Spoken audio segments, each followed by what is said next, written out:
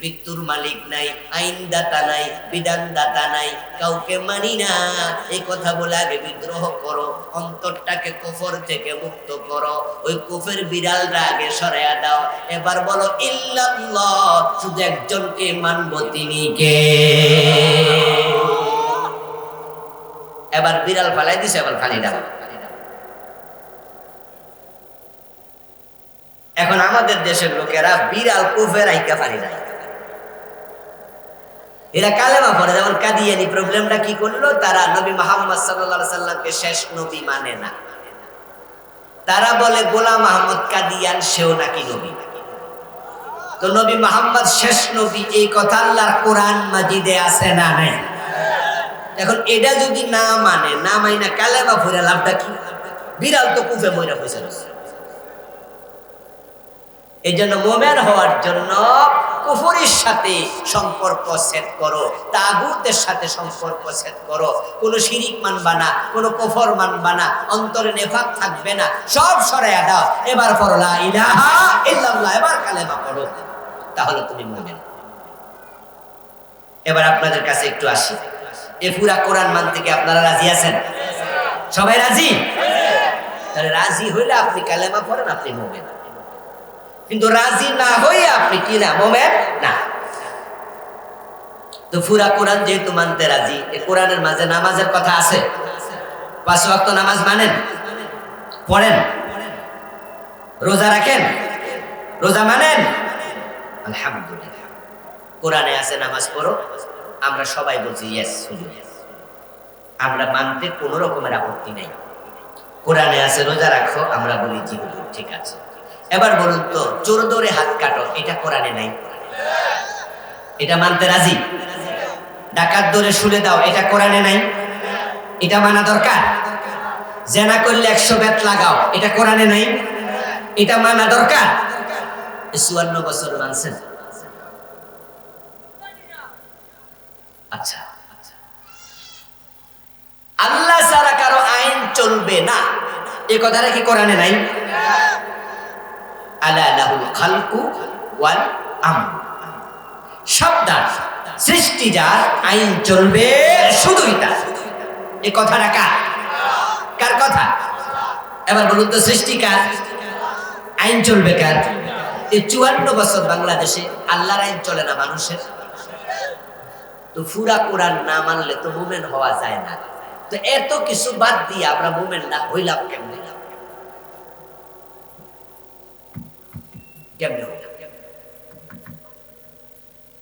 অথচ নবীজি সাল্লাল্লাহু আলাইহি ওয়াসাল্লাম বলেছেন, আমার মেয়ে ফাতেমা যদি চুরি করে, আমি ফাতেমার হাতটাও। আসলে কোরআনে হাত কাটার কথা আছে, চোর ধরে হাত কাটো। এখন সে যদি আমার মেয়ে হয়, নবীজি বলেন আল্লাহর কথার বাহিরে যাওয়ার কোনো অধিকার আমি মুহাম্মদ নবীর নেই। নবীজি সাল্লাল্লাহু আলাইহি ওয়াসাল্লামের ইসলাম ফলো করা, এটা আমরা যারা উম্মত, আমাদের জন্য নফল না ফরজ। তো নবীজির ইসলামে আছে মদ পান করলে 80 বেত দাও। হযরত ওমর তখন প্রেসিডেন্ট, উনার ছেলে আবু শামা মদ পান করলো। হযরত ওমর তো তার ছেলেটাকে ছাড় দেন নাই, 80 বেত লাগালেন।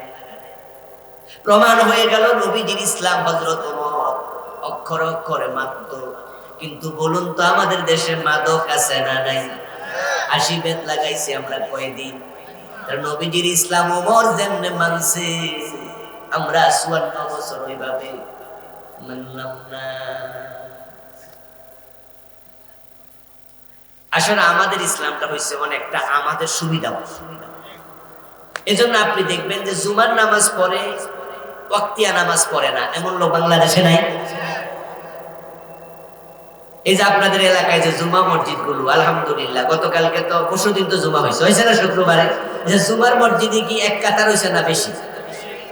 প্রায় মসজিদ কিন্তু ফুল, বারান্দাও বেড়া যায়, ঠিক না? 2 তলা 3 তলা মসজিদ হলো।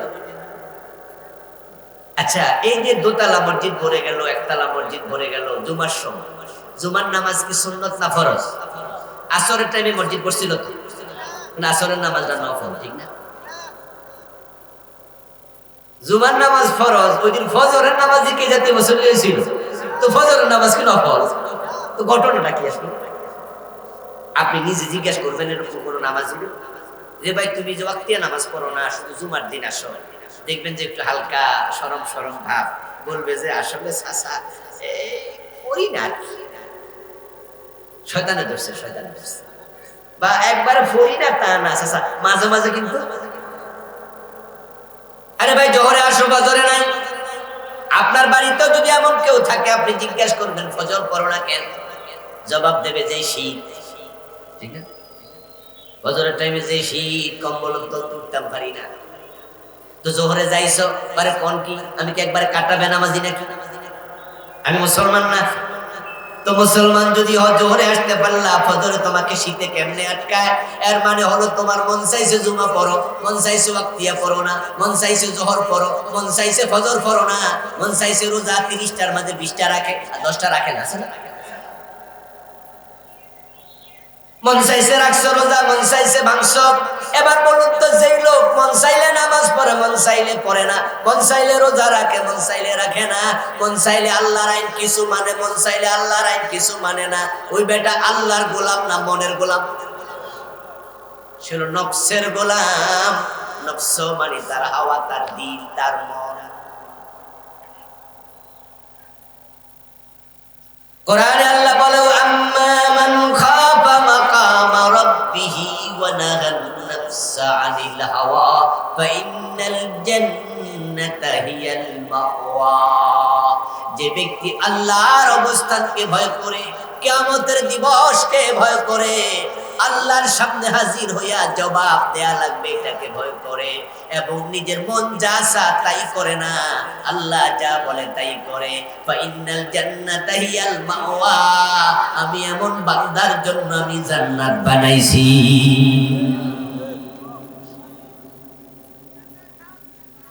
তাহলে এখন নামাজ মানলেন, রোজা মানলেন, সুর ধরে হাত কাটা মানলেন না, ডাকাত ধরে শুলে দেয়া মানলেন না, জেনা করলে 100 বেত লাগানো মানলেন না, মদ খাইলে 80 বেত লাগানো মানলেন না, আল্লাহর আইনে দেশ চলতে হবে এটা না মাইনা, বরং আপনি ডক্টর কামালের লিখা সংবিধানের নাম দিয়েছেন পবিত্র সংবিধান। তো কোরআন কি পবিত্র না? কোনটা বেশি পবিত্র? ডক্টর কামালেরটা পবিত্র। তো এটা পবিত্র হলে 18 বার চেঞ্জ করলেন কেন? 72-তে সংবিধান লেখা হয়েছে। আজ পর্যন্ত এই বাংলাদেশের সংবিধান পরিবর্তন হয়েছে কতবার? আমি মাত্র বলছি, বলেন কতবার? 18 বার। তো পবিত্র হইলে বাদ দিলে যেগুলো, এগুলো কে অপবিত্র? আচ্ছা, এই যে বর্তমান ডক্টর ইউনূস মিয়ার সরকার এবার জাতীয় নির্বাচনের সাথে আর একটা নির্বাচন ঢুকাই দিছে না? এটার নাম কি? গণভোট নাকি? হ্যাঁ না, গণভোট না? আচ্ছা, গণভোট যদি হ্যাঁ বিজয়ী হয়, এই সংবিধান আবার পরিবর্তন হইব না? তো পবিত্র হইল কেমনে? এই সংবিধান 18 বার প্রমাণ হয়েছে পরিবর্তন হইয়া, যেটা আমাদেরকে আসলে ভালো কিছু দিতে পারে না। তাই আমরা সুবিধা হইলে রাখি, সুবিধা হইলে বাদ দেই। কিন্তু যেই সংবিধান পবিত্র কোরআন 1450 বছরে একবারও সংস্কার হয় না, একটা অক্ষর পরিবর্তন হয় নাই, কিয়ামত পর্যন্ত পরিবর্তনের কোনো দরকার হবে না। এটাই হলো আসল পবিত্র সংবিধান। কিন্তু 54 বছর কি কোরআন দিয়ে আমরা সংবিধান বানাইয়া একটা দিন বাংলাদেশ চালাইছি? তা আপনি মুমিন হয়েছেন কেমনে?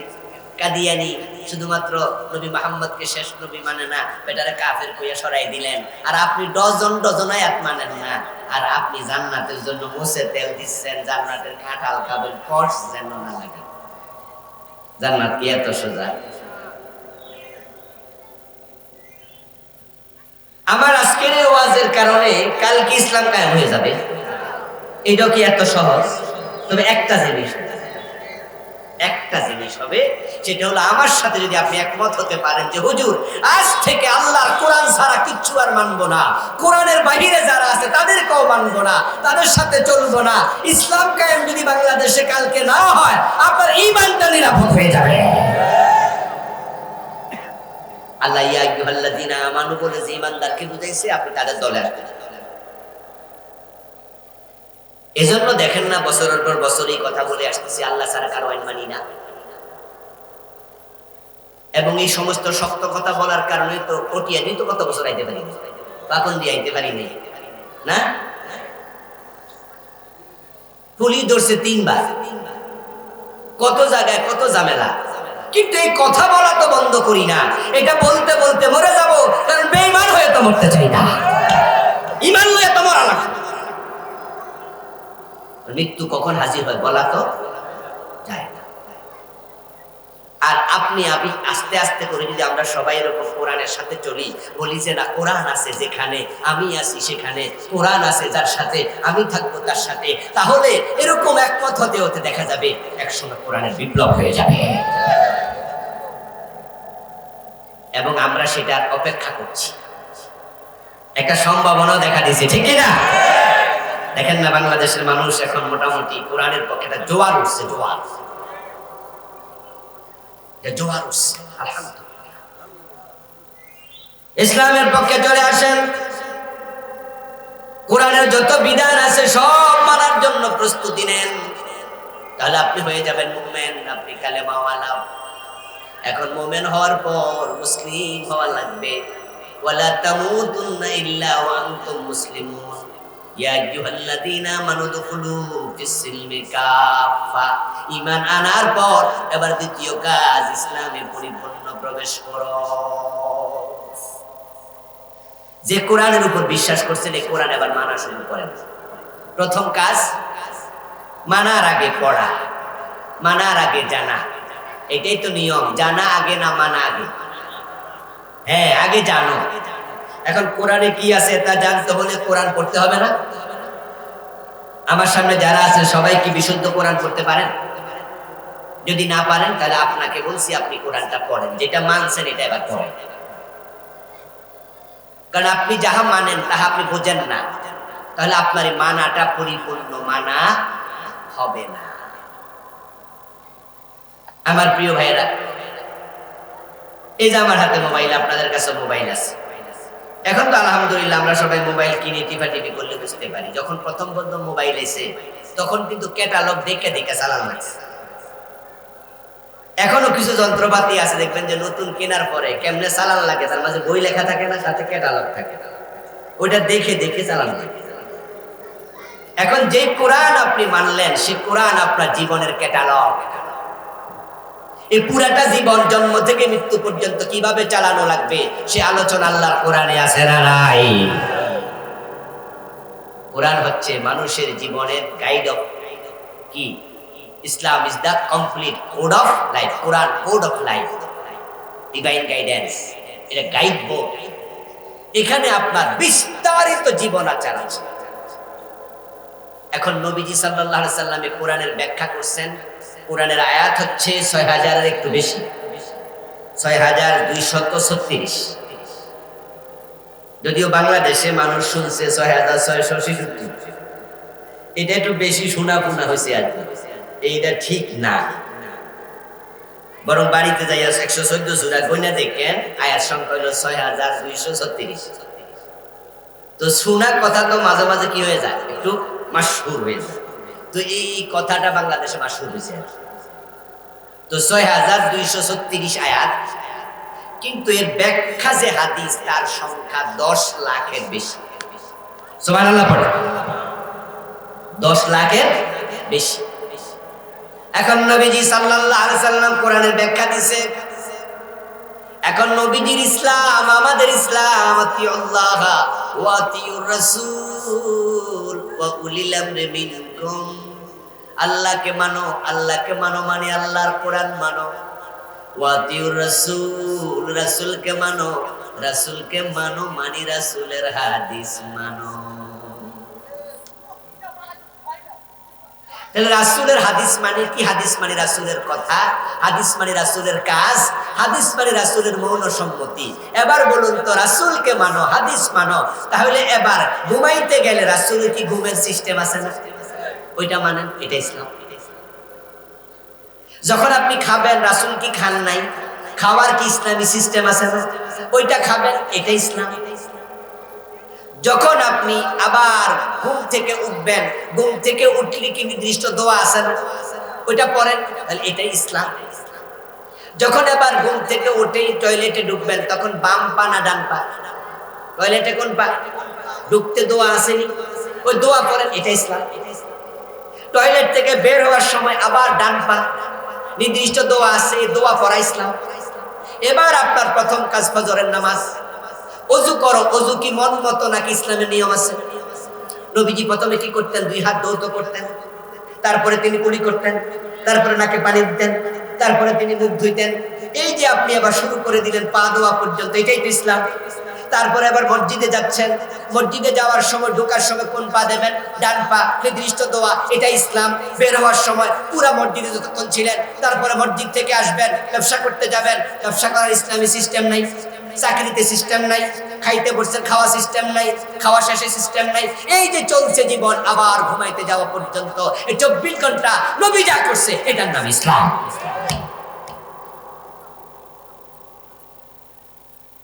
এখন নবীজির ইসলাম মানতে যাইয়া মন মতো মানা শুরু। নামাজটা ঠিকই নবীজির মতো হলো।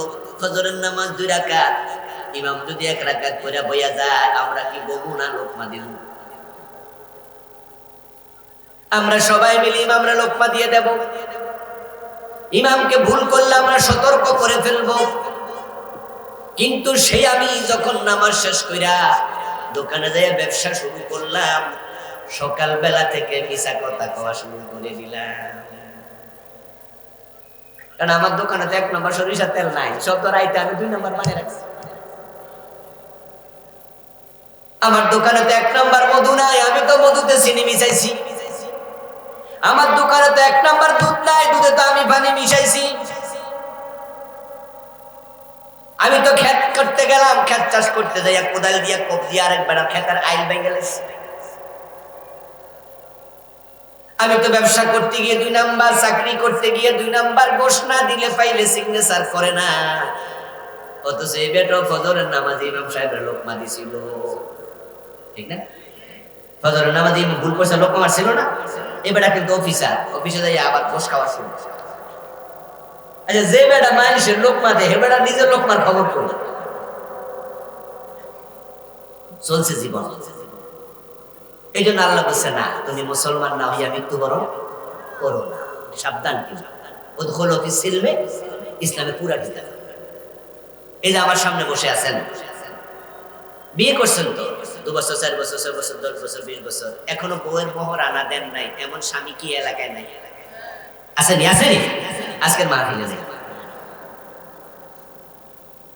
বউয়ের মোহর দেয়া নফল না ফরজ? তো ফজরের নামাজ 2 রাকাত কি ফরজ না? 1 রাকাত পড়ার পর ইমাম রেখে দিয়েছিলেন। আমনের ফরজের খবর কি? এই যে এখন মোহর আনা দেন নাই।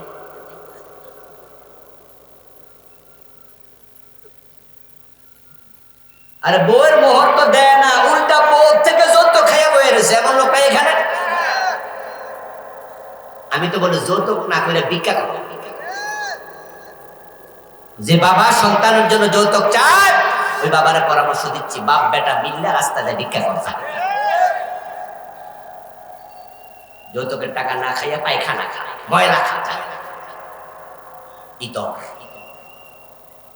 কোন শ্রেণীর ইতর? সে যে মেয়ের বাবার কাছে যৌতুক চায়। 18টা বছর, 19টা বছর, 20টা বছর কলিজার টুকরা মেয়েটাকে কত আদর দিয়ে, ভালোবাসা দিয়া, যত্ন করে ভালোবাসা দিয়ে বড় করছে। বড় করে বেটা তোর বাড়িতে পাঠাই দিচ্ছে, কলিজার টুকরাটা দিয়ে দিচ্ছে, আর তুই উল্টা আমার টাকা চাস। মা মরছে 5 বছর, বাপ মরছে 7 বছর, এখনো বোনের হক দেয় না, জোর কইরা ভোগ করে, নিজেরটাও খায়, বোনেরটাও খায়। এমন জালেম ভাই এদেশে আছে না নাই? তো তুমি হুজুরের লোকমা দাও কোন তালে? বরং হুজুর মন চাইছে আজকে ফজর নামাজ 1 রাকাত পড়ো, তুমিও পড়ে লাও। হুজুর মন চাইছে মাগরিব 2 রাকাত, 1 রাকাত পড়ে নাই, তুমি মনে করো আমিও তো এই রুমে করি, তো করুক না, হুজুরও করুক না। তোমার মতো লোক হুজুরকে লোকমা দিও না, এটা মানায় না ভাই, এটা মানায় না। আর যদি আপনি মনে করেন যে না, মাগরিবের ফরজ 2 রাকাত পরে সালাম ফিরাবে, রাসূলের ইসলামকে বিকৃত হতে আমি দেব না, হুজুরকে আমি লোকমা দেবই, ফজরের নামাজ 1 রাকাত পরে সালাম ফিরিয়ে ফেলবে, এটা হতে আমরা দেব না, হুজুরকে লোকমা দেবই। আমি আপনাকে বলছি, আপনাকেও ঠিক করা লাগবে।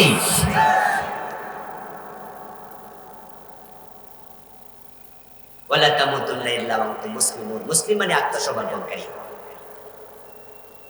আপনি আল্লাহর কাছে আত্মসমর্পণ করেছেন, আমি আত্মসমর্পণ করেছি। তবে হ্যাঁ, আমরা মানুষ তো, মাঝে মাঝে একটু পেঁচ লাগবে। আদম আলাইহিস সালামের পেঁচ লাগে নাই? আদম আলাইহিস সালাম জান্নাতে পেঁচ কিন্তু লাগছেই। আল্লাহ কইছিল গাছের কাছে যাইও না, উনি শুধু যায় নাই, গাছের ফলটাও মানে আরো এক কদম আগাই গেছে। তবে কোরআন মাজিদ আল্লাহ তাআলা আদম আলাইহিস সালামকে একটু বাঁচাইয়া দিছে।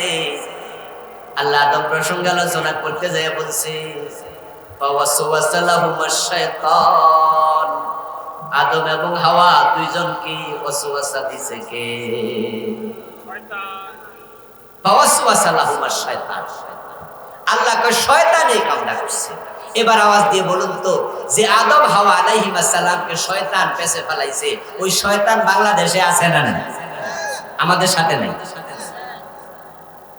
প্রত্যেকের সাথে একজন কইরা আছে। এখন ওই শয়তান আমাদেরও পেছ লাগাবে, এটা আল্লাহ জানেন।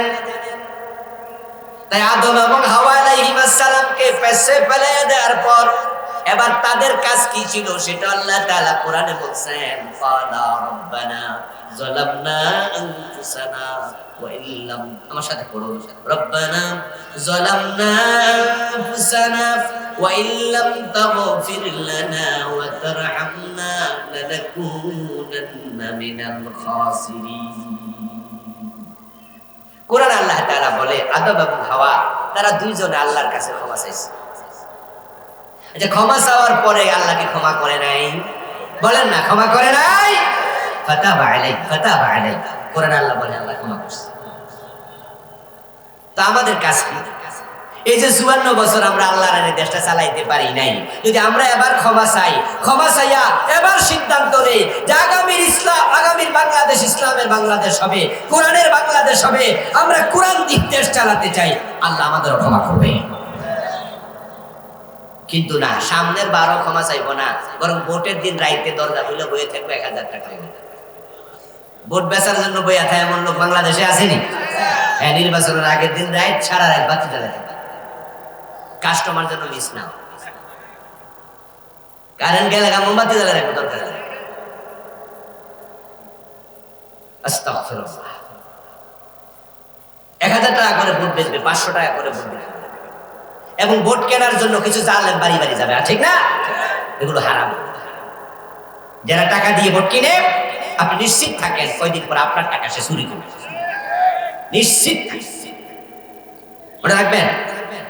যদি কোন লোক আপনার কাছে এসে অন্যের দোষ বলে, আপনি নিশ্চিত হয়ে যান যে আপনার দোষও আরেকজনের কাছে। যদি কেউ অন্যের দোষ আপনার কাছে বলে, আপনি নিশ্চিত থাকেন আপনার দোষে আরেকজনের কাছে। তো যারা টাকা দিয়ে ভোট কিনে, কেডা চোর এটা চেনার জন্য আর মার্কেটে যাইয়া চোর খোঁজা দরকার নাই, বুঝবেন যে আপনার বাড়ির যে আইছে, হেরে যে পাঠাইছে ওই নেতারাই চোর। এটা দেশের টাকা কয়দিন পরে বেড়ে যাবে। বাজেট খাই, বাজেট কত টাকা যে স্বরাষ্ট্র বরাদ্দ দেয়, এর যদি 50% কাজ হইতো তাও দেশটা উন্নত হয়ে যেত। সব ওরা খাই বই, আঙ্গুল ফুলে কলা গাছ না, আঙ্গুল ফুলে বট গাছ। তবে এই জন্য শুধু নেতাকে দোষ দিয়া লাভ নাই, যারা টাকার বিনিময়ে ভোট বিক্রি করে তারাও দোষী, সমান দোষী। আমি তো বলি যে কত নিচে নামে মানুষ। একটা ছাগল যদি বাচ্চা দেয়, ছাগলের বাচ্চা মায়ের পেট থেকে পরে কোন রকম হাঁটতে পারে না, এটাও যদি বাজারে বিক্রি করতে যান, সেটাও কিন্তু 3000 টাকা নিচে বিক্রি হয়, 3-4000 5,000 টাকা ছাগলের বাচ্চার দাম। কিন্তু আপনি 1000 টাকা ভোট বিক্রি করলেন, তো আপনার দাম কি ছাগলের চেয়ে বেশি না কম? এত নিচে যান কেন? বরং আমরা যদি সিদ্ধান্ত নেই কোটি টাকা দিলেও ভোট বিক্রি করব না, সৎ যোগ্য ভালো মানুষকে ভোট দেব, এই বাটপার সাদাবাজ গুলো নেতা হতে পারত না। ওদেরকে বয়কট করুন, ওদেরকে বয়কট করুন। বিবেক বিক্রি করবেন না, বিবেক বিক্রি করবেন না। একজন মানুষ কখনো টাকার কাছে মাথা নত করতে পারে না, ঠিক কিনা? আত্মসম্মান তৈরি করেন, আত্মসম্মান তৈরি করেন, আত্মসম্মান তৈরি করেন। কেন আমরা আপনাদের সামনে এসে ওয়াজ করা লাগবে? কেন আপনাদের সামনে কোরআন খুলে তাফসীর করা লাগবে? যদি শিক্ষা সিলেবাসে কোরআন হাদিস থাকতো তাহলে আপনারাও তো আলেম হতেন। কিন্তু আমার সামনে তো অনেকে আছেন দেখে দেখে কোরআন শরীফ পড়তে পারেন না, আছে না? কারণ আপনার সিলেবাসে কোরআন নেই, পারবেন কেমনে? এমন সিলেবাস বানাইছে 1 থেকে 5 পর্যন্ত পড়লে রিডিং করতে পারে বাংলা, রিডিং করতে পারে ইংরেজি, অঙ্ক ভালো করতে পারে, কিন্তু আল্লাহর কোরআনটা সিলেবাসে ঢুকায় নাই। ক্লাস 1 এ কায়দা, ক্লাস 2 তে আমপারা, ক্লাস 3 তে 10টা সূরা অর্থ সহ এভাবে যদি শিখিয়ে দিত, আমাদের বাচ্চারা ক্লাস 5 পাস করত, ঘরে ঘরে আলেম তৈরি হয়ে যেত। আপনার বাবা জানাজার নামাজ, মায়ের জানাজার নামাজের ইমামতি আপনি করতে পারবেন। মাঝে মাঝে যেখানে নুরানি মাদ্রাসা আছে দেখবেন যে নুরানি মাদ্রাসার মাহফিলগুলোতে তারা যায় নামাজ কেমনে পড়া ছোট ছোট বাচ্চা দিয়া তারা প্রদর্শন দেয়।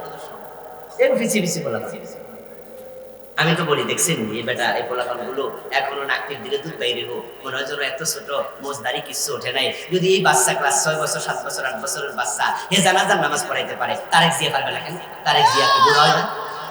তারেক জিয়ার মায়ের জানাজা উনি পড়ানো দরকার ছিল না? এখন খালেদা জিয়ার জানাজা তারেক জিয়া পড়াইতো, দেশে কি চমৎকার একটা মেসেজ দেয়। কথা কি ঠিক না ভাই? তাহলে এখন আপনার মায়ের জানাজার নামাজ তারেক জিয়ার নাম শুনে লাভ দিয়েন না, কিন্তু আমার প্রশ্ন করছে আপনার মারটা আপনি বলাইতে পারবেন? নিজের প্রশ্ন করে কেন পারবেন না? কারো সিলেবাস নেই, সিলেবাস নেই। ও দোস্ত, বাবার জানাজা মায়ের জানাজার নামাজ সন্তান পড়াতো যদি কত চমৎকার ভাবে কবুল হতো। হুজুর যখন খাটিয়ায় লাশ রেখে জানাজার নামাজ পড়ায় 3 নাম্বার তাকবীর দিয়ে বলে আল্লাহুম্মা গফিরলি হাইয়িনা ওয়া মাইয়িতিনা ওয়া শাহিদিনা ওয়া গায়িবিনা। দোয়া আছে না? অর্থ কি? ও আল্লাহ তুমি ক্ষমা করে দাও আমাদের জীবিতদেরকে, ক্ষমা করে দাও মৃতদেরকে, খাটিয়ায় যে শুয়ে আছে আমার মা আমার বাবা, এই মানুষটাকে তুমি ক্ষমা করো। হুজুর দোয়া করে, হুজুরের দোয়া আসে মুখ থেকে। আর যদি জানাজার নামাজের ইমাম সন্তান হতো, সন্তানের দোয়া আসতো কলিজার ভিতর থেকে।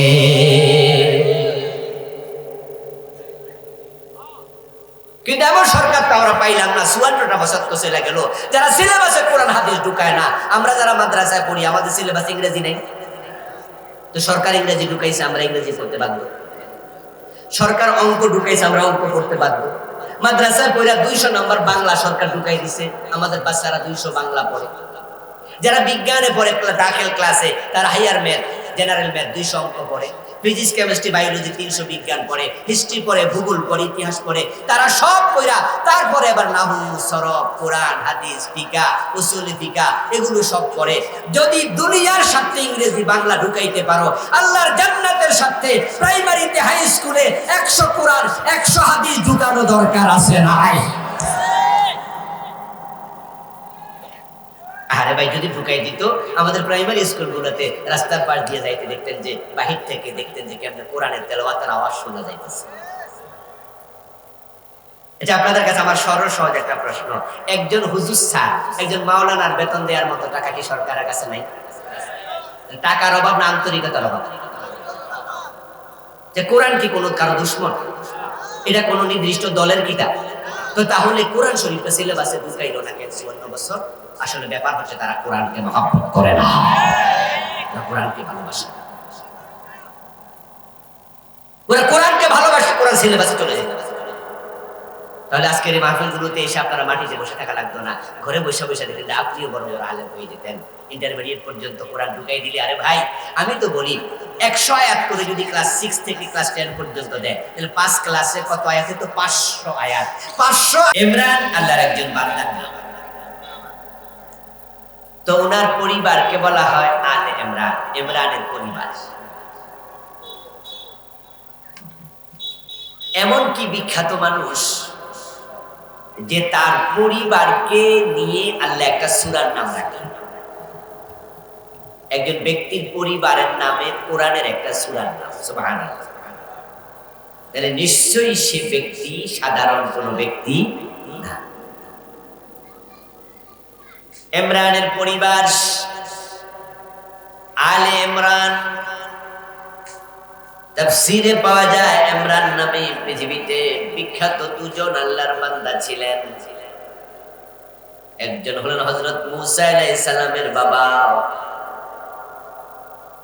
আরেকজন হলেন মারিয়াম আলাইহিস সালামের নানা। মারিয়ামের বাবা ঈসা আলাইহিস সালামের নানা, দুজন ইমরান। একজন ঈসা আলাইহিস সালামের নানা, মারিয়াম আলাইহিস সালামের বাবা। আরেকজন ইমরান হচ্ছেন মূসা এবং হারুন আলাইহিমাস সালাম, এই দুইজন নবীর বাবা। সূরা আল ইমরানে ঈসা আলাইহিস সালামের আলোচনাও আছে, নবী মূসা আলাইহিস সালামের আলোচনাও আছে। এইজন্য মুফাসসিরগণ বলেন এখানে ইমরান বলতে ওই দুইজনের যে কোনো একজনকে আল্লাহ বুঝাইছে। কারণ ঈসা আলাইহিস সালাম উনিও তো আল্লাহর অনেক বড় নবী, উনার উপর নাজিল হয়েছিল ইনজিল। আজকের পৃথিবীতে ঈসা আলাইহিস সালামের অনুসারীর সংখ্যাই সবচেয়ে বেশি আপাত দৃষ্টিতে, যদিও নবী ঈসার প্রকৃত অনুসারী একজনও নেই, কিন্তু আপাত দৃষ্টিতে ঈসা আলাইহিস সালামের অনুসারীদেরকে বলা হয় খ্রিস্টান, নাসারা। তাদের সংখ্যা বর্তমান পৃথিবীতে 250 কোটির বেশি মানুষ আছে। পৃথিবীতে 800 কোটির কম বেশি, তার মাঝে 250 কোটির বেশি হলো খ্রিস্টান। ঈসা আলাইহিস সালাম আল্লাহর অনেক বড় পয়গম্বর এবং তিনি এখনো মৃত্যুবরণ করেন নাই। আল্লাহ ওনাকে জীবিত অবস্থায় আসমানে তুলে নিয়েছেন এবং ঈসা আলাইহিস সালাম দ্বিতীয় আকাশে এখনো জীবিতই আছেন।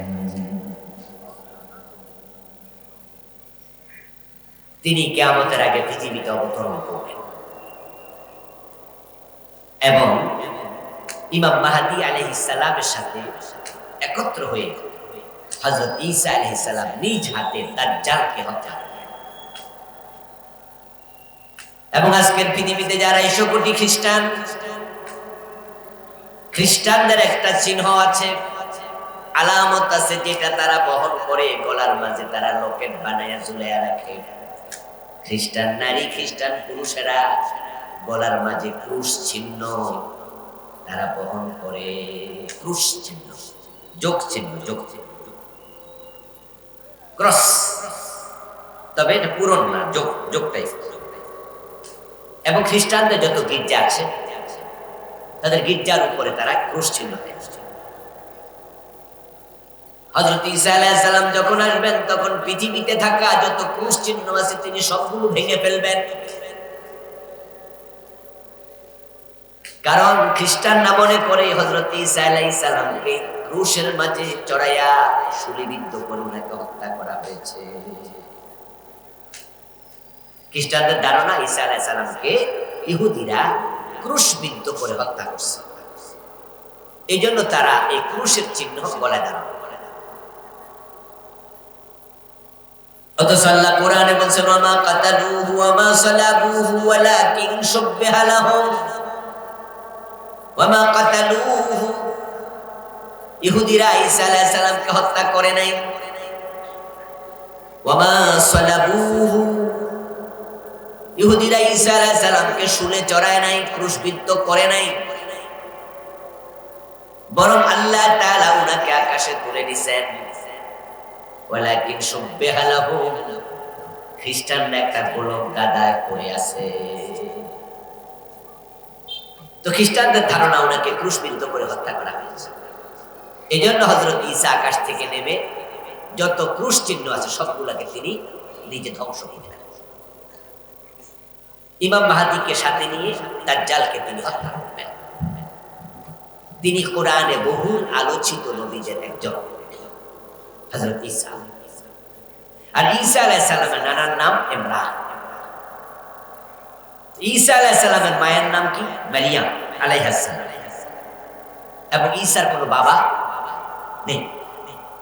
তাহলে আলে ইমরান বলতে এই মারিয়াম এবং এই ঈসা। তো হযরত মারিয়াম কোরআনে বিখ্যাত একজন নারী, যার নামে একটা আলাদা সূরাও আছে, সূরাতু মারিয়াম। এবং মারিয়াম আলাইহিস সালামের নাম আল্লাহ তাআলা কোরআনে অসংখ্যবার বলেছেন।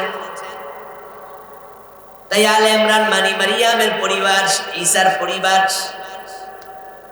আরেকজন ইমরান আছে যিনি হলেন মুসা আলাইহিস সালামের বাবা, মুসা আলাইহিস সালামের বাবা উনি ইমরান।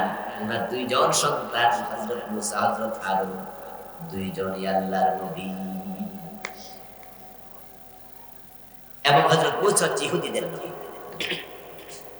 উনার উপর তাওরাত নাযিল হয়েছে। এবং কোরআনে যে নবীর কথা সবচেয়ে বেশি আসছে সে নবী হল হযরত মুসা আলাইহিস সালাম।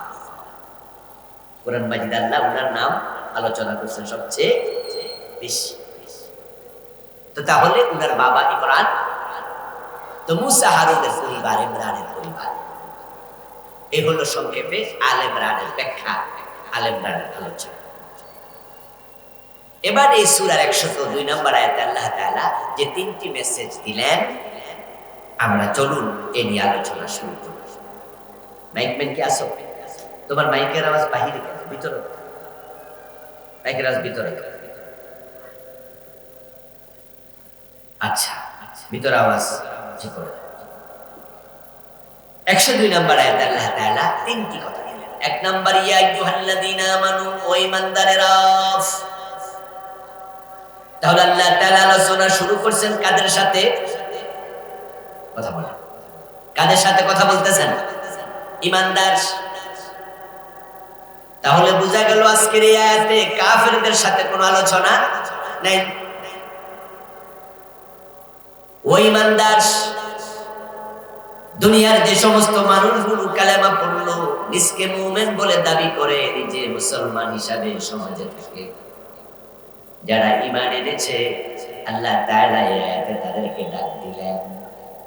তাহলে যারা ঈমান আনছে তারাই হলো আজকে আহত। আজকে যাদের সাথে আল্লাহ আলোচনা করছেন তারাই হলো আলোচনার কেন্দ্রবিন্দু, যারা ঈমানদার। কারা ঈমানদার? কারা ঈমানদার? এই হলো প্রশ্ন। আমাদের বাংলাদেশে আমরা মনে করি যার বাবা মুসলমান, মা মুসলমান, সে এমনি মুসলমান। যারা কালেমা পড়ে তারা মুসলমান, যারা নামাজ কালাম পড়ে তারা মুসলমান, তারা ঈমানদার। ঈমানদার কারা? এই আব্দুল্লাহ, আব্দুল রহমান, আমরা। এ হলো আমাদের কাছে ঈমানদার। অথচ আসলে ঝামেলা আছে। কালেমা পড়ার পর ঈমানদার হয় না এমন লোক আছে, যেমন আব্দুল্লাহ ইবনে উবাই। সে কালেমা পড়েছে মুহাম্মাদুর রাসূলুল্লাহ সাল্লাল্লাহু আলাইহি ওয়াসাল্লামের হাতে হাত রেখে। কিন্তু বলুন তো, আব্দুল্লাহ ইবনে উবাই কি মুমিন না মুনাফিক? ছোট মুনাফিক না বড়? জান্নাতি না জাহান্নামী? জাহান্নামের উপরে না নিচে? সবার নিচে। ইন্নাল মুনাফিকিনা ফিদ দারকিল আসফালি মিনান নার। অথচ লোকটা কালেমা পড়লো স্বয়ং বিশ্বনবীর হাতে। তাহলে আমরা আব্দুল্লাহ ইবনে উবাইকে দিয়ে বুঝলাম যে কালেমা পড়লে মুমিন নয়। তাসলিমা নাসরিন আস্তিক না নাস্তিক? সে মুমিন না কাফের? অথচ তার বাবা, তার মা দুজনই মুসলিম। তার নাম রেখেছে তাসলিমা, কোরআন শরীফের শব্দ দিয়ে। নূহ আলাইহিস সালাম মুসলিম শুধু নন, তিনি আল্লাহর নবী।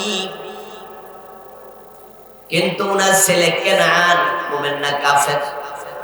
এতে বোঝা যায় বাবা মুসলিম হলেই সন্তান মুসলিম, এটার কোনো নিশ্চয়তা নেই।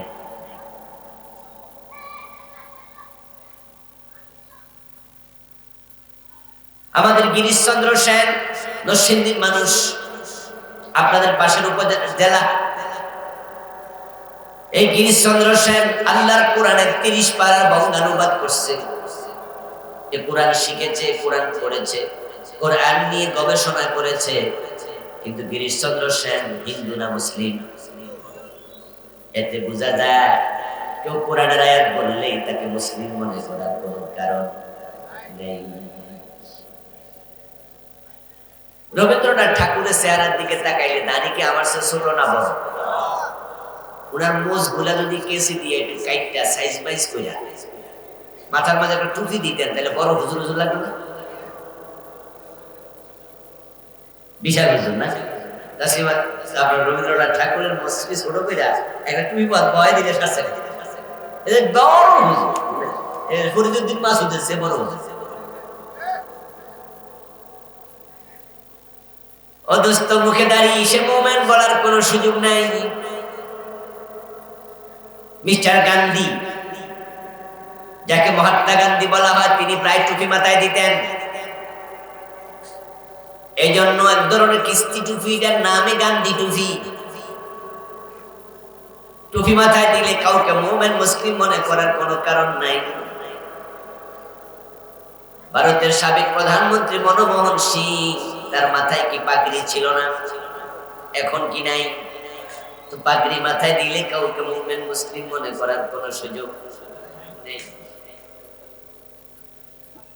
নবীজি সাল্লাল্লাহু আলাইহি ওয়াসাল্লামের মসজিদে নববীর একটু দূরে আব্দুল্লাহ ইবনে উবাইর নেতৃত্বে মুনাফিকরা একসাথে একটা মসজিদ বানাইছিল। মসজিদ বানায়া তারা প্রিয় নবী সাল্লাল্লাহু আলাইহি ওয়াসাল্লামের কাছে এসে বলল, ইয়া রাসূলুল্লাহ, আমরা সব সময় মসজিদে এসে নামাজ পড়া আমাদের জন্য কঠিন। আমাদের কারো কারো বাড়ি একটু দূরে, আজানের পর এখানে ফজরের টাইমে আসা আমাদের জন্য কষ্টকর। তাই আমরা দূরে একটা মসজিদ বানাইছি। ওই মসজিদটা একটা ওয়াক্ত নামাজ আপনি পড়াইয়া উদ্বোধন করে দিয়েন, তাহলে আমরা মাঝে মাঝে সেখানেও একসাথে নামাজ পড়তে পারবো। দুইটা মসজিদ হইলে অসুবিধা আরো ভালো। নবীজি সাল্লাল্লাহু আলাইহি ওয়াসাল্লামের কাছে আল্লাহ আয়াত নাযিল করলেন, ও রাসূল, মুনাফিকরা নামাজের জন্য মসজিদ বানায় নাই, বরং তারা আপনার চেহারার দিকে তাকায়া মজা পায় না।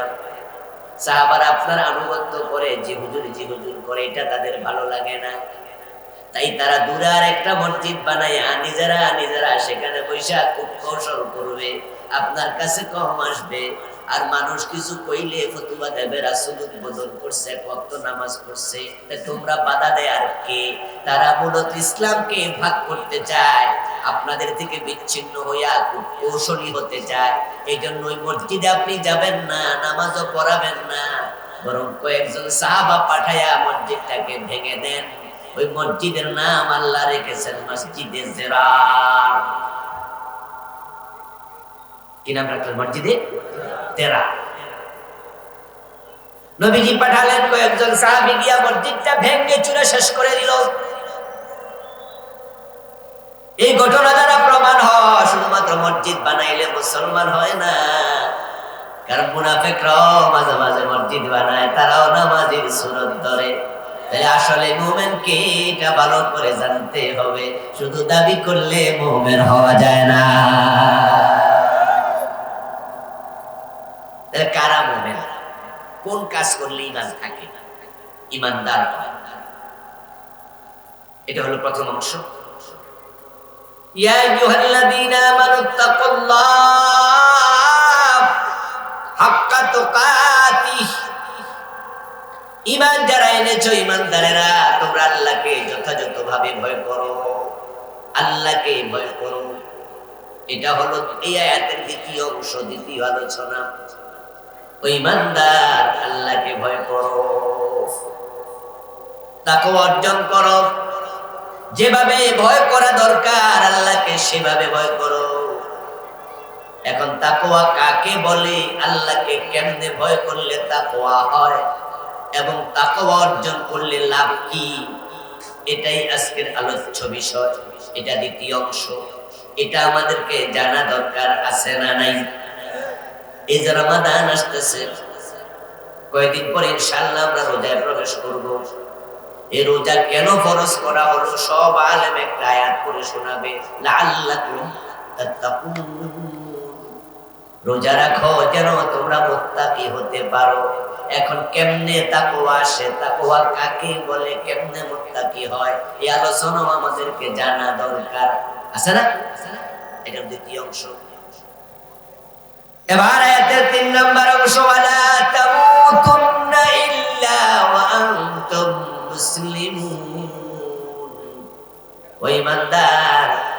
ঈমান আনছো, এখানে দায়িত্ব শেষ নয়।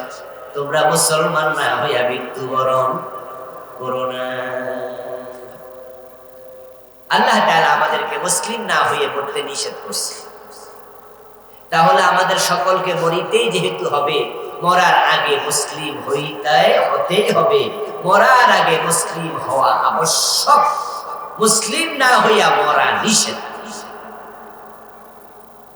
তাহলে আমরা প্রত্যেকে মরব, এ বিষয়ে আমরা নিশ্চিত, কিন্তু কবে মরব এটাও নিশ্চিত। আমরা কে কবে মারা যাব আমরা কি কেউ জানি? আজকে মরতে পারি না। তাহলে আল্লাহ বলছে মুসলিম না হইয়া মরা যাবে না, সুতরাং আজকে মুসলিম হওয়া উচিত। আজকে মুসলিম হওয়া উচিত। এখন মুসলিম কেমনে হয়? আমরা এই বিষয়গুলো নিয়ে সংক্ষেপে প্রত্যেকটা নিয়ে কিছু কিছু কথা বলব। আমরা আজকে মুমিন হব, মুসলিম হব, সাথে আমরা মুত্তাকি হব। আল্লাহ তুমি তৌফিক দাও, বলেন আমিন। আল্লাহর কাছে মানুষের পৌঁছার সিস্টেম আছে, স্তর আছে, শ্রেণীবিন্যাস আছে। উপরের দিকে উঠতে উঠতে আল্লাহ পর্যন্ত যাওয়া লাগে। আল্লাহর কাছে পৌঁছার স্তর হলো 4টা। তার মাঝে এই আয়াতে আছে 3টা। আল্লাহর কাছে পৌঁছতে হলে মানুষ 4টা স্তর অতিক্রম করে। 1 নাম্বার মুমিন, ঈমান। 2 নাম্বার মুসলিম, ইসলাম। 3 নাম্বার তাকওয়া, মুত্তাকি। 4 নাম্বার ইহসান, মুহসিন। ঈমান, ইসলাম, তাকওয়া, ইহসান। এই 4টা হলো আল্লাহর কাছে পৌঁছার স্তর। তো আমরা যখন কোন নন মুসলিম, কোন হিন্দু, কোন বৌদ্ধ, কোন ইহুদি, কোন খ্রিস্টান আল্লাহর জান্নাত মুখী হতে চায়, আমাদের কাছে আসে, এসে বলে আমরা তোমাদের সাথে আল্লাহর জান্নাতে যেতে চাই, তাহলে 1 নাম্বার কাজ আমরা তাকে কালেমা পড়ে মুসলিম বানাই, ঠিক না? প্রথম বলে আসো কালেমা পড়ে মুমিন। তাহলে আল্লাহর কাছে যাওয়ার জন্য প্রথম স্টেজ হলো ঈমান। প্রথমটা কি? ঈমান। এখন ঈমানের আলোকে জীবন সাজানোর নাম হলো ইসলাম। এখন ইসলামের ভিতরে কি আছে? ইসলামের ভিতরে নামাজ, রোজা, হজ, যাকাত, পর্দা, পুশিদা, হালাল, হারাম। ইসলামের ভিতরে আছে হুদুদ, কিসাস, কাফারাত। ইসলাম মানে আল্লাহর কোরআনের বিধান। এখন এই যে বিধানগুলো আমরা পালন করি, যেমন আমরা নামাজ পড়ি, এখন এই নামাজটা আমরা কেন পড়ব? নামাজ পড়বো যেন এলাকার মানুষ আমাদেরকে নামাজি বলে, ঠিক না? এই জন্য আমরা রোজাটা কেন রাখবো? যেন মানুষ আমাদেরকে বলে উনি খুব ভালো মানুষ, রোজাদার। এই জন্য বরং আমরা মুত্তাকি হওয়ার জন্য এটা করব। আমরা জানি যে নামাজ পড়া ফরজ। যদি কোনো ব্যক্তি নামাজ না পড়ে তার কবিরা গুনাহ হয়। এখন আমরা গুনাহ থেকে বাঁচতে চাইলে আল্লাহর কথাগুলো মেনে চলা লাগবে। এই আল্লাহর কথা মেনে গুনাহ থেকে নিজেকে বাঁচিয়ে রাখার নামই তাকওয়া। তাহলে আপনার মনে যদি থাকে মানুষে আমারে নামাজি বলবে, এই নামাজ পড়ো, আপনি মুত্তাকি হতে পারবেন। বরং যে লোকটা তাকওয়ার চিন্তা মাথায় নাই, আল্লাহর চিন্তা মাথায় নাই, আল্লাহর ভয়, আল্লাহর আনুগত্য, আল্লাহকে ভালোবেসে যে ইবাদত করে না, আল্লাহর জন্য ইখলাসের সাথে কাজ করে না, হাশরের ময়দানে আল্লাহ তাআলা এমন মানুষের কোন আমল তিনি মিজানের পাল্লায় তুলে ওজন করবেন না। দুনিয়াতে আমরা যত আমল করি আমরা হিসাব করে। যেমন ধরো রোজা রাখি আমরা কয়টা? হয়তো 29টা না হয় 30টা। 1 মাস, একটা হিসাব। 1 মাস, 2 মাস, 3 মাস। আমরা রোজা রাখি কয় মাস? ফরজ 1 মাস। 1 মাস 29টা হতে পারে, হিসাব করে। নামাজ পড়ি কয় ওয়াক্ত? 5 ওয়াক্ত। এই 5 ওয়াক্তের মাঝে 17 রাকাত ফরজ নামাজ আছে।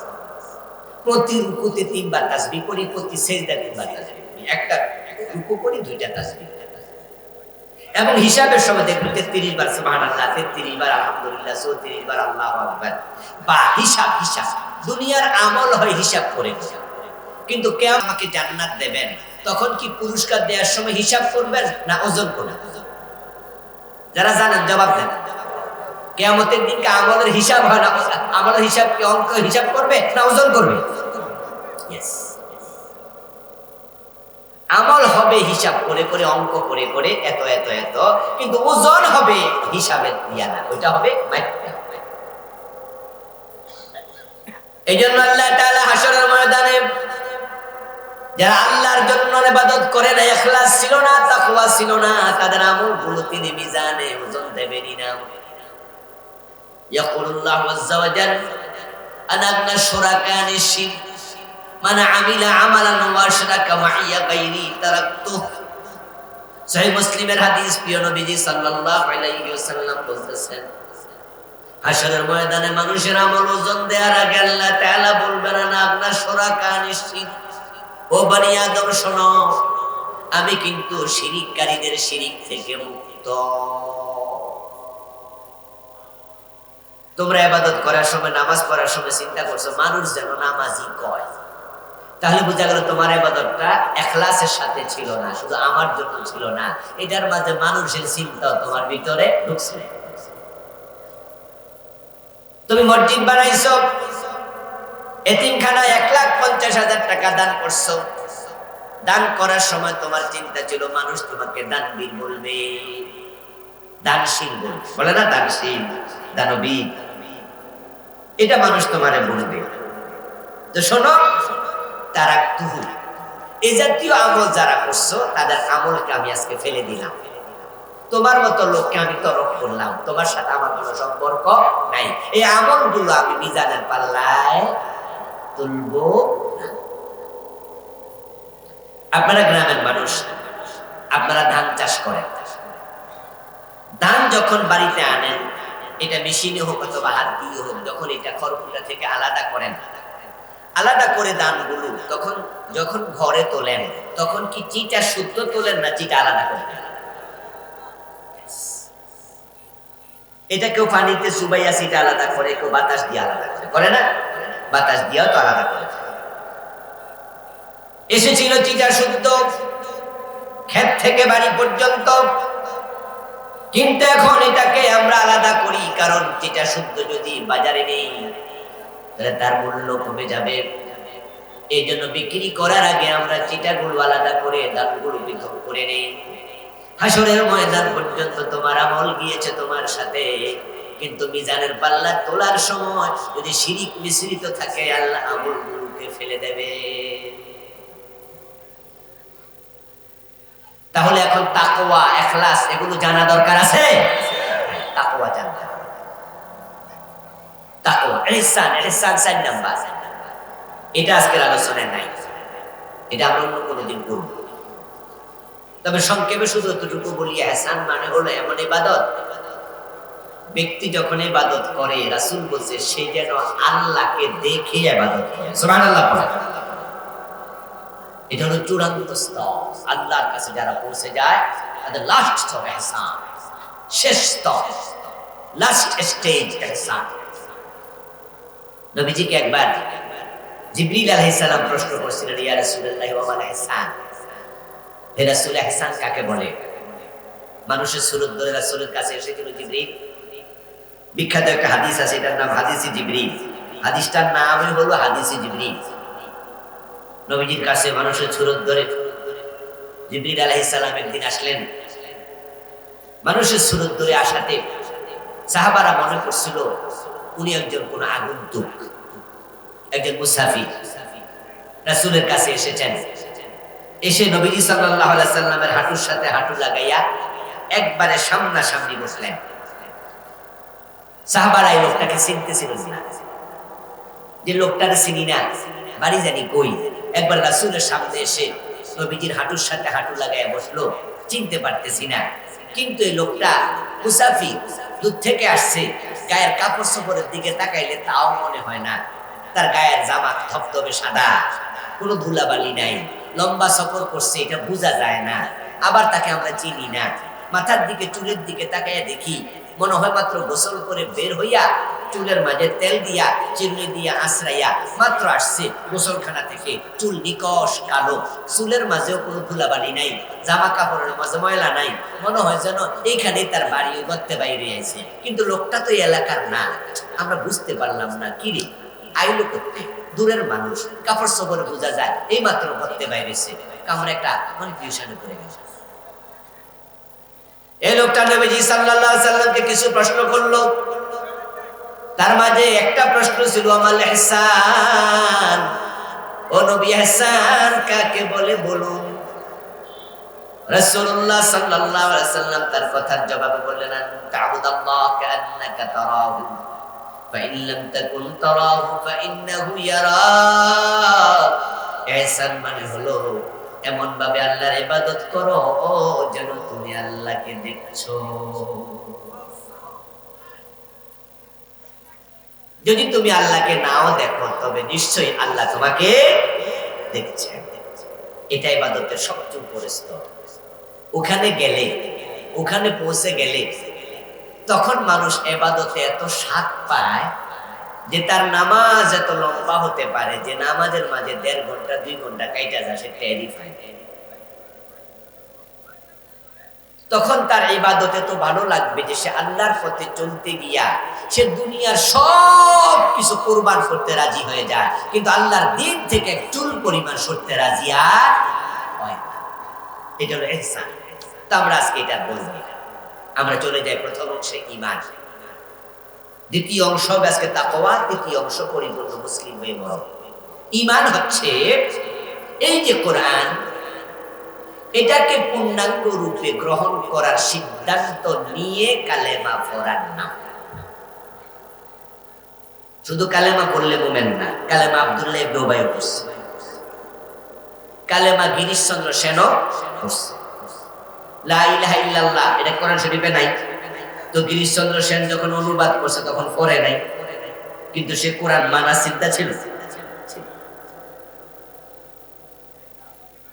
ঈমান হচ্ছে এই কোরআনকে পরিপূর্ণ বিশ্বাস করবেন, গ্রহণ করার চিন্তা, তারপরে কালেমা। কালেমা শুরুতে লাভ নাই, কালেমা শুরুতে করে লাভ নাই। কিন্তু আমাদের দেশের লোকেরা কালেমা পড়ে মুসলমান হয়, অনেকে কোরআন মানার কোন চিন্তা নাই, কালেমা পড়ে আল্লাহর কোরআনের আইনের বিরুদ্ধে কথা বলে। বোঝে না, বোঝে না। এই জন্য ইমানদার হওয়ার নিয়ম হলো আগে আপনি হবেন বিদ্রোহী, আপনি আগে হবেন প্রতিবাদী। ঈমান শুরু হয় নেগেটিভ সেন্স, ঈমান শুরু হয় লা শব্দ বলে। এই জন্য আপনাকে বুঝে শুনে বলতে হবে ফাআলাম আন্নাহু লা ইলাহা ইল্লাল্লাহ। ও নবী আপনি জেনে রাখুন, ফাআলাম ইলম নেন, বুঝ নেন, জেনে রাখেন, জানেন, জানুন, শিখুন, বুঝুন, ইলম আন্নাহু লা ইলাহা ইল্লাল্লাহ।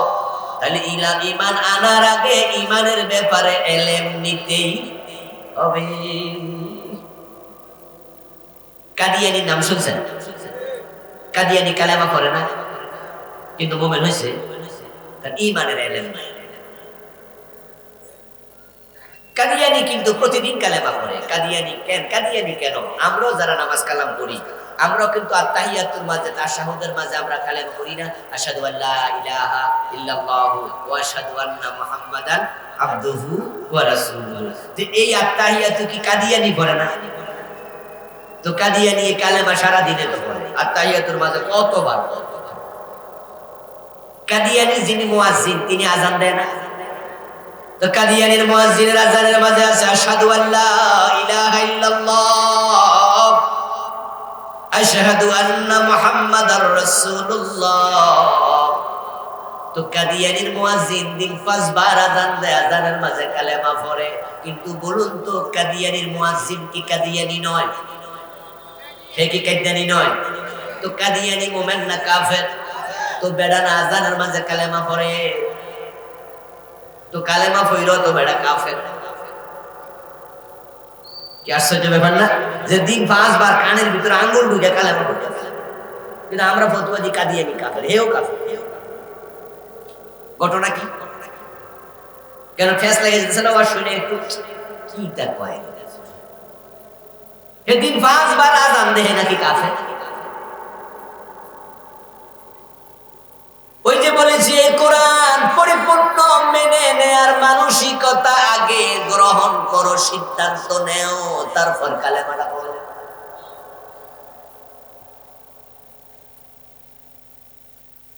পুকুরের মাঝে বা কুয়ার মাঝে ধরেন একটা কুয়াতে 10 মণ পানি আছে। কয় মণ? 10 মণ।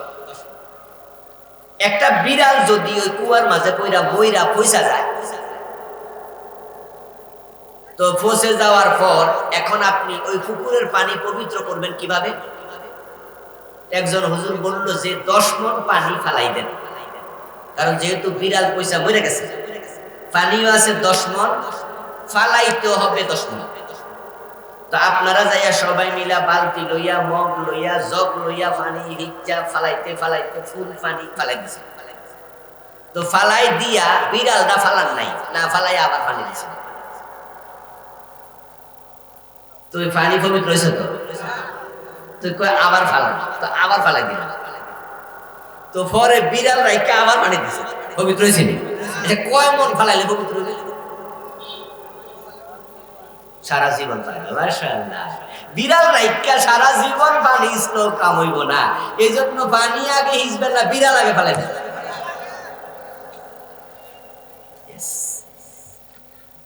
আরে দোস্ত, অন্তরে কুফরি রাইখা কিসের কালেমা? অন্তরে কুফরি রাইখা কিসের কালেমা? এজন্য কালেমা পড়ার নিয়ম হলো ফামান ইয়াকফুর বিত্তাগুতি ওয়া ইউমিন বিল্লাহি ফাকাদ ইসতামসাকা বিল উরওয়াতিল উসকা লা ইনফিসামা লাহা। আল্লাহ ঈমান আনার নিয়ম শিখায়, আগে কুফরির সাথে সম্পর্ক বিচ্ছিন্ন করো, আগে বলো আমি কোন কুফরির সাথে নাই, বরং আল্লাহর যত আইন আছে আমি সব মানতে রাজি, কোরআনে যা আছে আমি সব মানব। এই চিন্তা মাথায় রাখো, কারণ এই চিন্তার বাহিরে চিন্তার নাম কুফর। কিছু মানবা কিছু মানবা না এই সুযোগ নাই, সব মানবো। এখন আগে বলো লা লা লা ইলাহা, কোনো ইলাহ নাই, মানে কাউকে মানি না, কাউকে মানি না, কোনো ইমান কোনো জীবনদাতা নাই, কোনো রিজিক দাতা নাই, ইজ্জতের মালিক নাই, সম্মানের মালিক। ঘুমাইতে গেলে রাসূলের কি ঘুমের সিস্টেম আছে না? ওইটা মানেন, এটা ইসলাম। যখন আপনি খাবেন, রাসূল কি খান নাই? খাওয়ার কি ইসলামী সিস্টেম আছে না? ওইটা খাবেন, এটা ইসলাম। যখন আপনি আবার ঘুম থেকে উঠবেন, ঘুম থেকে উঠলে কি নির্দিষ্ট দোয়া আছে না? ওইটা পড়েন, তাহলে এটা ইসলাম। যখন আবার ঘুম থেকে উঠেই টয়লেটে ঢুকবেন, তখন বাম পা না ডান পা? টয়লেটে কোন পা? ঢুকতে দোয়া আসেনি, ওই দোয়া পড়েন, এটা ইসলাম। টয়লেট থেকে বের হওয়ার সময় আবার ডান পা, নির্দিষ্ট দোয়া আছে, দোয়া পড়া ইসলাম। এবার আপনার প্রথম কাজ ফজরের নামাজ। ওযু করো, ওযু কি মন মতো নাকি ইসলামের নিয়ম আছে? নবীজি প্রথমে কি করতেন? 2 হাত ধৌত করতেন, তারপরে তিনি কুলি করতেন, তারপরে নাকে পানি দিতেন, তারপরে তিনি মুখ ধুইতেন। এই যে আপনি আবার শুরু করে দিলেন পা ধোয়া পর্যন্ত, এটাই তো ইসলাম। তারপরে আবার মসজিদে যাচ্ছেন, মসজিদে যাওয়ার সময় ঢোকার সময় কোন পা দেবেন? ডান পা, নির্দিষ্ট দোয়া, এটা ইসলাম। বের হওয়ার সময় পুরা মসজিদে যতক্ষণ ছিলেন, তারপরে মসজিদ থেকে আসবেন, ব্যবসা করতে যাবেন, ব্যবসা করার ইসলামী সিস্টেম নাই, চাকরিতে সিস্টেম নাই, খাইতে বসছেন খাওয়া সিস্টেম নাই, খাওয়া শেষে সিস্টেম নাই। এই যে চলছে জীবন আবার ঘুমাইতে যাওয়া পর্যন্ত, এই 24 ঘন্টা নবী যা করছে এটার নাম ইসলাম।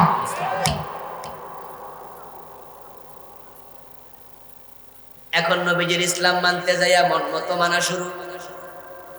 নামাজটা ঠিকই নবীজির মতো হলো, ফজরের নামাজ 2 রাকাত, ইমাম যদি 1 রাকাত করে বইয়া যায়, আমরা কি বলবো না লোকমা দিব? আমরা সবাই মিলে ইমামরা লোকমা দিয়ে দেব। ইমামকে ভুল করলে আমরা সতর্ক করে ফেলবো। কিন্তু সেই আমি যখন নামাজ শেষ কইরা দোকানে যাইয়া ব্যবসা শুরু করলাম, সকালবেলা থেকে মিছা কথা কওয়া শুরু করে দিলাম। কারণ আমার দোকানে তো 1 নম্বর সরিষার তেল নাই, সব তো রাইতে আমি 2 নম্বর বানিয়ে রাখছি। আমার দোকানে তো 1 নম্বর মধু নাই, আমি তো মধুতে চিনি মিশাইছি। আমার দোকানে তো 1 নম্বর দুধ নাই, দুধে তো আমি পানি মিশাইছি।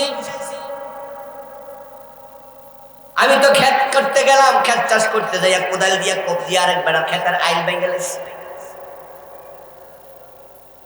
আমি তো ব্যবসা করতে গিয়ে 2 নাম্বার, চাকরি করতে গিয়ে 2 নাম্বার, ঘোষ না দিলে ফাইলে সিগনেচার করে না। অথচ এই বেটা ফজরের নামাজে ইমাম সাহেবের লোকমা দিছিল, ঠিক না?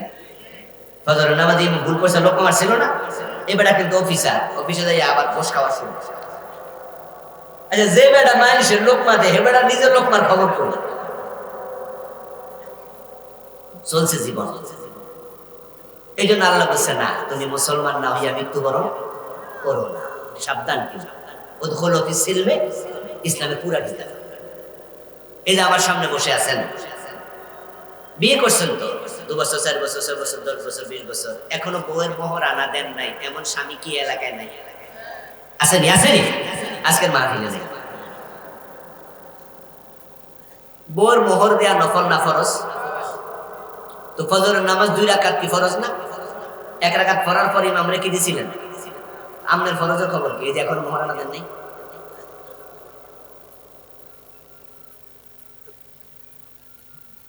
আরে বউয়ের মোহর তো দেয় না, উল্টা বউ থেকে যৌতুক খাইয়া বয়ে রয়েছে, এমন লোক নাই এখানে? আমি তো বলি যৌতুক না করে ভিক্ষা করো। যে বাবা সন্তানের জন্য যৌতুক চায়, ওই বাবার পরামর্শ দিচ্ছি, বাপ বেটা মিললে রাস্তায় ভিক্ষা করতে। যৌতুকের টাকা না খাইয়া পায়খানা খা, ময়লা খা। ইতর কোন শ্রেণীর ইতর? সে যে মেয়ের বাবার কাছে যৌতুক চায়। 18টা বছর, 19টা বছর, 20টা বছর কলিজার টুকরা মেয়েটাকে কত আদর দিয়ে, ভালোবাসা দিয়া, যত্ন করে ভালোবাসা দিয়ে বড় করছে। বড় করে বেটা তোর বাড়ি পাঠাই দিচ্ছে, কলিজার টুকরাটা দিয়ে দিচ্ছে, আর তুই উল্টা আমার টাকা চাস। মা মরছে 5 বছর, বাপ মরছে 7 বছর, এখনো বোনের হক দেয় না, জোর কইরা ভোগ করে, নিজেরটাও খায়, বোনেরটাও খায়। এমন জালেম ভাই এই দেশে আছে না নাই? তো তুমি হুজুরের লোকমা দাও কোন তালে? বরং হুজুর মন চাইছে আজকে ফজর নামাজ 1 রাকাত পড়ো, তুমিও পড়ে নাও। হুজুর মন চাইছে মাগরিব 2 রাকাত, 1 রাকাত পড়ে নাই, তুমি মনে করো আমিও তো এই রুমে পড়ি, তো পড়ুক না, হুজুরও পড়ুক না। তোমার মতো লোক হুজুরকে লোকমা দিও না, এটা মানায় না ভাই, এটা মানায় না। আর যদি আপনি মনে করেন যে না, মাগরিবের ফরজ 2 রাকাত পরে সালাম ফিরাবে, রাসূলের ইসলামকে বিকৃত হতে আমি দেব না, হুজুরকে আমি লোকমা দেবই, ফজরের নামাজ 1 রাকাত পরে সালাম ফিরিয়ে ফেলবে, এটা হতে আমরা দেব না, হুজুরকে লোকমা দেবই। আমি আপনাকে বলছি, আপনাকেও ঠিক করা লাগবে।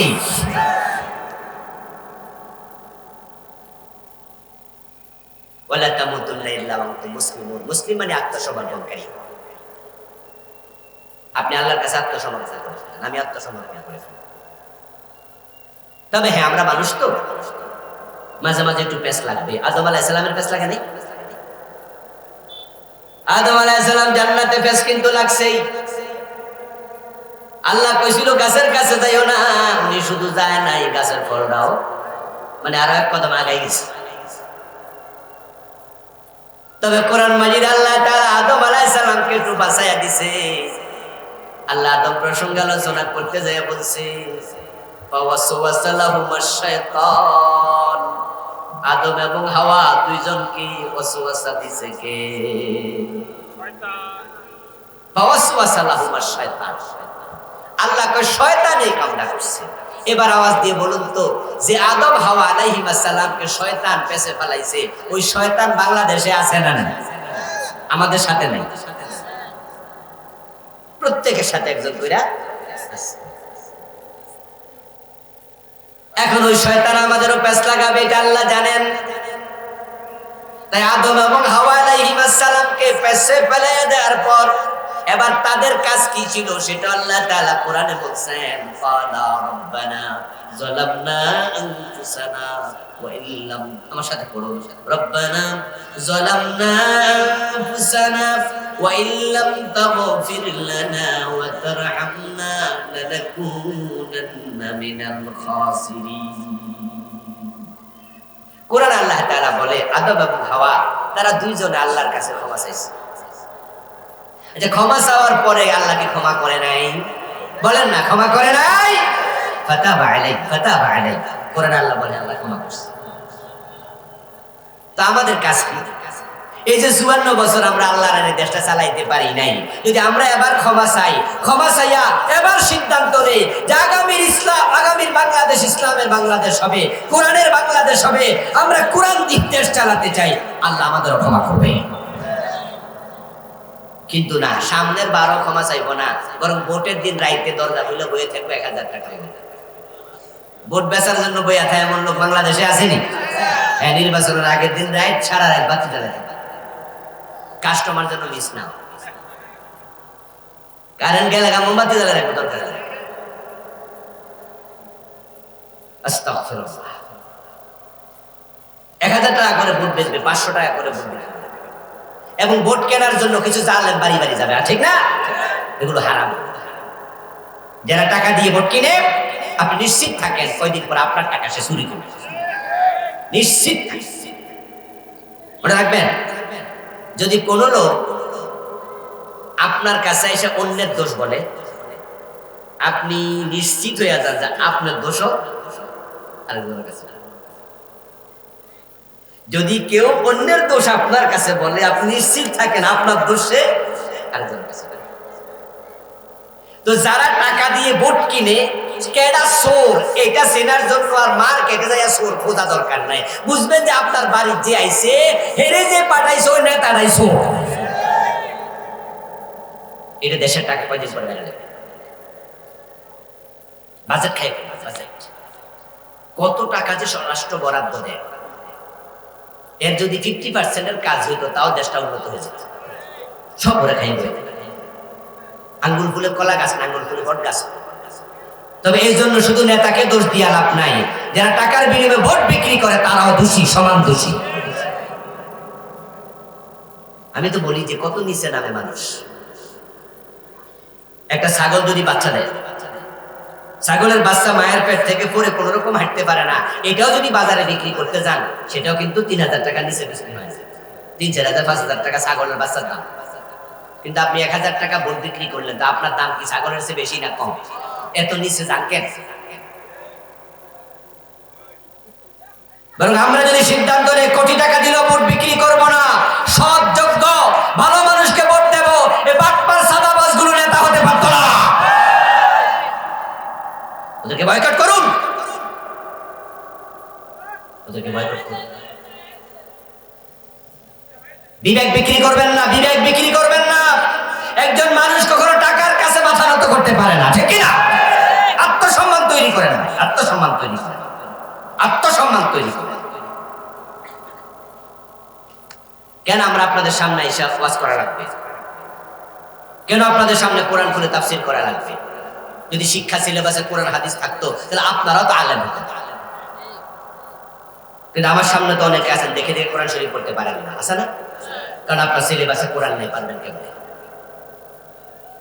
এমন সিলেবাস বানাইছে 1 থেকে 5 পর্যন্ত পড়লে রিডিং করতে পারে, বাংলা রিডিং করতে পারে, ইংরেজি অঙ্ক ভালো করতে পারে, কিন্তু আল্লাহর কোরআনটা সিলেবাসে ঢুকায় নাই। ক্লাস 1 এ কায়দা, ক্লাস 2 তে আমপারা, ক্লাস 3 তে 10টা সূরা অর্থ সহ এভাবে যদি শিখিয়ে দিত, আমাদের বাচ্চারা ক্লাস 5 পাস করত, ঘরে ঘরে আলেম তৈরি হয়ে যেত।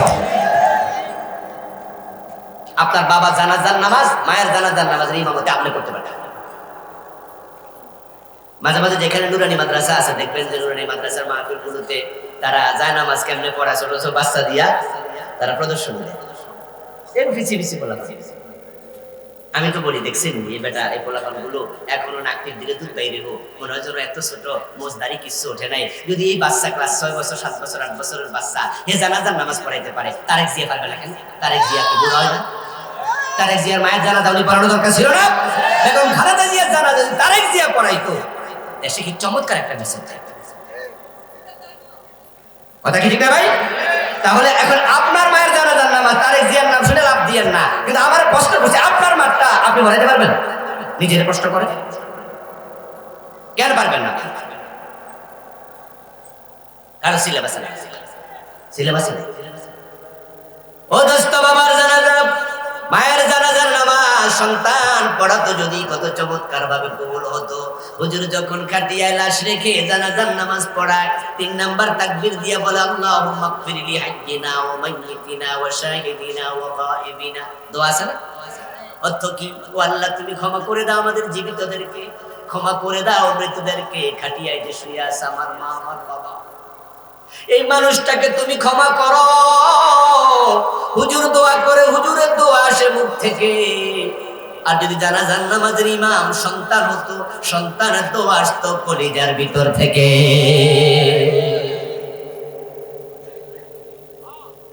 কিন্তু এমন সরকার তো আমরা পাইলাম না। 54টা বছর তো চলে গেল, যারা সিলেবাসে কোরআন হাদিস ঢুকায় না। আমরা যারা মাদ্রাসায় পড়ি আমাদের সিলেবাস ইংরেজি নেই, তো সরকার ইংরেজি ঢুকাইছে, আমরা ইংরেজি পড়তে বাধ্য। সরকার অঙ্ক ঢুকাইছে, আমরা অঙ্ক পড়তে বাধ্য। মাদ্রাসায় পড়া 200 নম্বর বাংলা সরকার ঢুকাই দিছে, আমাদের বাচ্চারা 200 বাংলা পড়ে। যারা বিজ্ঞানে পড়ে দাখিল ক্লাসে তারা হাইয়ার ম্যাথ জেনারেল ম্যাথ 200 অঙ্ক পড়ে, ফিজিক্স কেমিস্ট্রি বায়োলজি 300 বিজ্ঞান পড়ে, হিস্ট্রি পড়ে, ভূগোল পড়ে, ইতিহাস পড়ে। তারা সব পড়া তারপরে আবার নাহু সরফ কোরআন হাদিস ফিকা উসুল ফিকা এগুলো সব পড়ে। যদি দুনিয়ার সাথে ইংরেজি বাংলা ঢুকাইতে পারো, আল্লাহর জান্নাতের সাথে প্রাইমারিতে হাই স্কুলে 100 কোরআন 100 হাদিস ঢুকানো দরকার আছে না? আরে ভাই, যদি ঢুকাই দিত আমাদের প্রাইমারি স্কুলগুলোতে রাস্তার পাশ দিয়ে যাইতে দেখতেন যে বাহির থেকে দেখতেন যে কেমন কোরআনের তেলাওয়াতের আওয়াজ শোনা যাইতেছে। এটা আপনাদের কাছে আমার সরল সহজ একটা প্রশ্ন, একজন হুজুর স্যার একজন মাওলানার বেতন দেওয়ার মতো টাকা কি সরকারের কাছে নাই? টাকার অভাব না আন্তরিকতার অভাব? যে কোরআন কি কোনো কারো দুশমন? এটা কোনো নির্দিষ্ট দলের কিতাব? তো তাহলে কোরআন শরীফটা সিলেবাসে ঢুকাইলো না কেন 54 বছর? আসলে ব্যাপার হচ্ছে তারা কোরআনকে মহব্বত করে না, কোরআনকে ভালোবাসে। ওরা কোরআনকে ভালোবাসে, কোরআন সিলেবাসে চলে যেত। তাহলে আজকের এই মাহফিলগুলোতে এসে আপনারা মাটিতে বসে থাকা লাগতো না, ঘরে বসে বসে দেখেন আপনিও বড় বড় আলেম হয়ে যেতেন।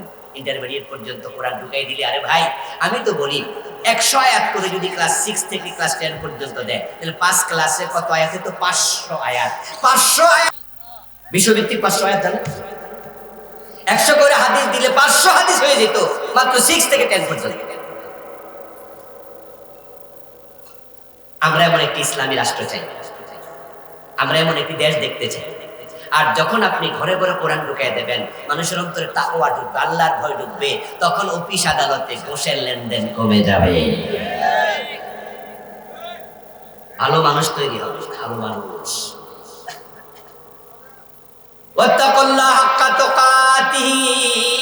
আল্লাহকে ভয় করো, এখন আল্লাহকে ভয় করো। তাকওয়া, তাকওয়া মানে কি? হিফজুন নাফসি মিম্মা ইউসাম। তাকওয়া কি এটা বুঝুন। তাকওয়া মানে লম্বা দাড়ি নয়, তাকওয়া মানে লম্বা পাগড়ি নয়, সাদা টুপি নয়, গায়ে লম্বা জুব্বা নয়। তাকওয়া মানে হলো গুনাহ থেকে বেঁচে থাকার মতো একটা দিল তৈরি করা। আমাদের দেশে লেবাসই তাকওয়া।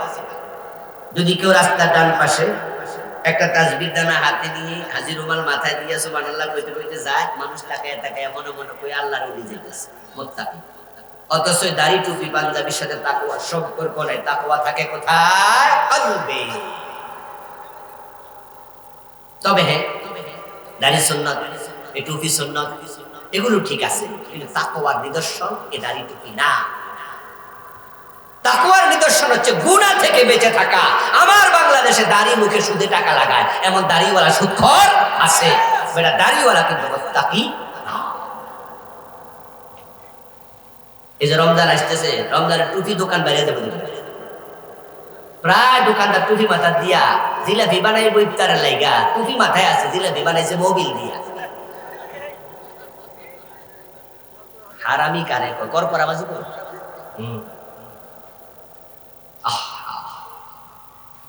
আপেল আপেল বিক্রি করবে, খেজুর বিক্রি করবে, আঙ্গুর বিক্রি করবে, প্রায় দোকানদার টুপি মাথায় দিয়া আপেলের মাঝে এই আঙ্গুরের মাঝে এমন প্রিজারভেটিভ দেবে, এমন ওষুধ মিক্স করবে, 3 মাসও বুঝবে না। এটা আপনার ক্যান্সার হোক, আপনার কলিজা পয়সা যাক, আপনার ডায়াবেটিক হোক, ওর কিছু আসা যায় না। ওর ব্যবসা দরকার। যে মানুষের ক্ষতি করে সে মানুষ না।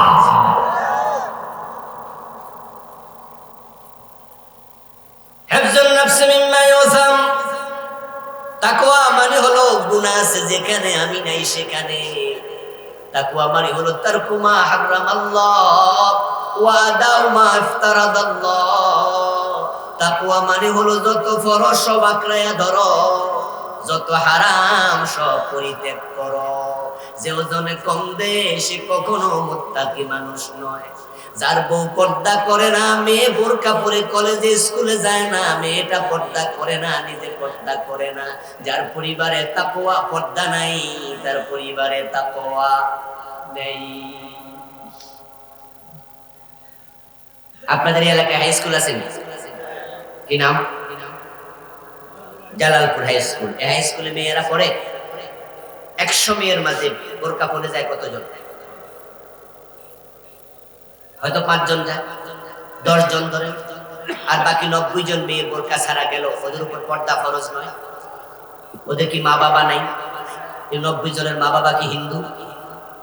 তো মুসলমানের মেয়ে বোরকা ছাড়া যায়, তুমি কেমন বাবা? তুমি দায়ুস বাবা, তুমি দায়ুস বাবা।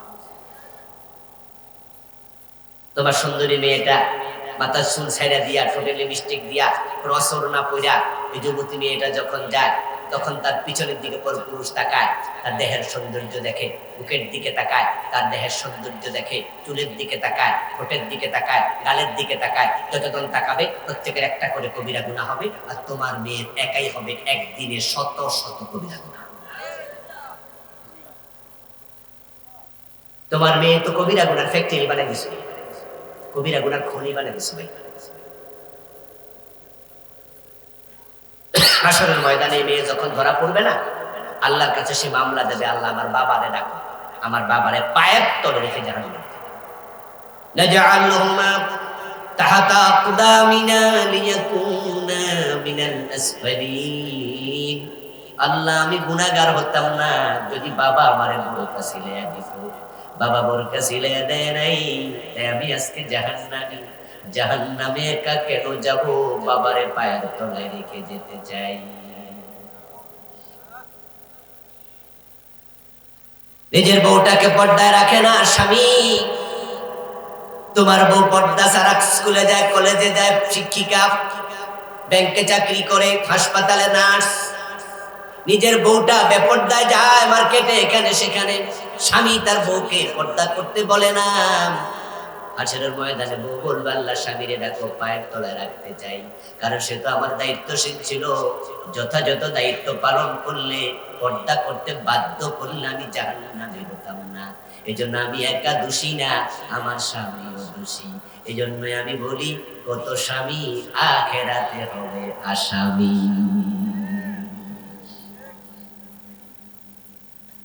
তাকওয়া মানে কি? তাকওয়া মানে হচ্ছে হারাম ছেড়ে দেওয়া।